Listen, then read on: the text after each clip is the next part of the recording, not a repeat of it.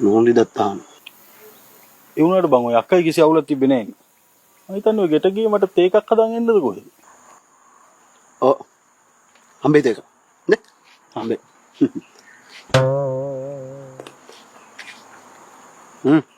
බෙතේ කියන.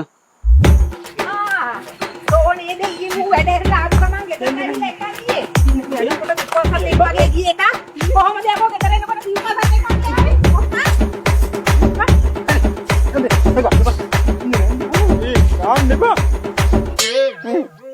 හරි ඉතින් උනේ මොකද්ද කියලා කියන්නම් ඔය ආයුධය පැත්තකට දාන්නකෝ. කොහෙද යකෝ ආයුධ? ඔය තියන්නේ අතේ. මේක කොස්ස නෙමීමෝ. හරි ඉතින් ඒ අතු ගාද්දිනේ. දැන් මේක පහර දීමක් නේ. එතකොට ඔක ආයුධයක්. අනිත් ඉතින් නේද දැන් ඔකත් අරගෙන ආවේ. මෙතන අතු ගන්න නෙමෙයි. අතු ගන්න නෙවෙයි. තොට අතු ගෑවිලා යන දෙකක් නෙලන්න. බැහැ පිවීමට. හරි බහින්නම් නැන්ද ඔක පැත්තකට දාන්නකෝ. හරි දැන් බැහැපන්කෝ. යන්නේ නෑනේ. යන්න එපා.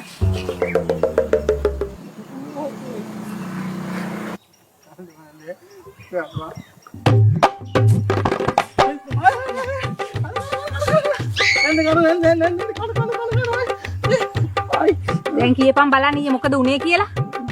කියන්න කොයිද කනින්නේ අල්ලන් ඉන්නේ? ඇයි උඹ කතා කරන්නේ කනෙන්ද? අනේ අල්ලන් ඉඳි වතනේ ඉන්නේ. හරි දැන් කියපන්කෝ.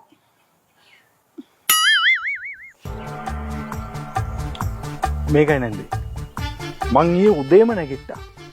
නැගිටලා නැන්දේ මම භාවනා කළා. මම මෛත්‍රී භාවනාව කරනවානේ හැමදාම.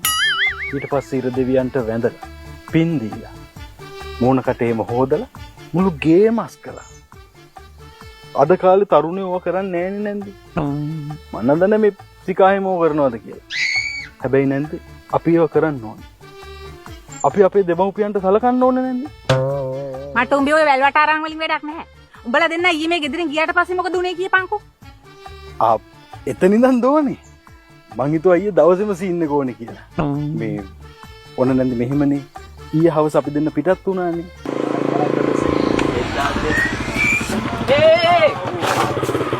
කොහෙද බං යන්නේ? දන්නේ නෑ බං. මෙන්න මු යම් කියලා එක්කන් ආව මමත් ගෙදර කම්මැලි ගම හිටු වින්ද ඔන්න ඔය කම්මැලි ගම ඉන්න දෙයක් නෑ. අපි පොඩි ගමනක් යන්නේ. අපිත් එක්ක එනවද යන්න? ඕක කියන්නේ. නාර පොඩි කලෙක්ෂන් පරක් දාලා සෙට් වෙමුද? අම්මඩ එල මේ එල නෙමේ. මායිසිකයි මේ භාවනා මධ්‍යස්ථානට යන ගම. තරුණ ළමයි වුණාම පොඩි හික්මීමක් තියාගන්නකෝ. මොකද්ද මේ? ඔයගොල්ලෝ නියම් පාප මිත්‍රයෝ වෙන්න එපා. බලන්න ඔයගොල්ලන්ගේ අම්මලා කොච්චර අහිංසකද කියලා ඔයගොල්ලෝ. අනේ මේ සනි දෙබන් නවත්ත ගනින්. බෑපන්. බෑපන්. දැහම් බං. ඔබට බැරි නම් ඔබ ඊට අපි ගියා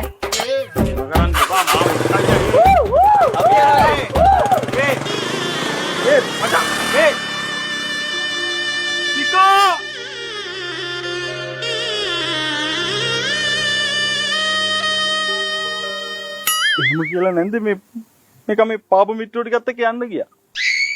නැන්දට කියන්න අපරාධ ශෝක් භාවනා වැඩසටහන. මේ මම මේ දැනුත් ආවේ නැන්ද මේ පරිස්සමෙන් ආවද කියලා බලන්න. දැක්කනේ මෙන්න දරුවෝ. තොපි දරුවද? තොපි අපිව කන්නකෝ මරුවෝ. තාත්තා තොට කන්න දෙන්න එපා කියද්දිත් මං කන්න දුන්නේ. ඇත්තටම තොට අසනීපයක් වුණා කියලා හිතලා. බලන් ගියාම තෝ උමනාවෙන් ඉන්නේ වලට පැනලා තියෙන්නේ. මේක දීපන් මෙහාට. සනි උඹ කෑවද පුතේ? කමන්නේ නැන්ද? ඉතින් කො මං උඹට බත් එකක් බෙදන්න.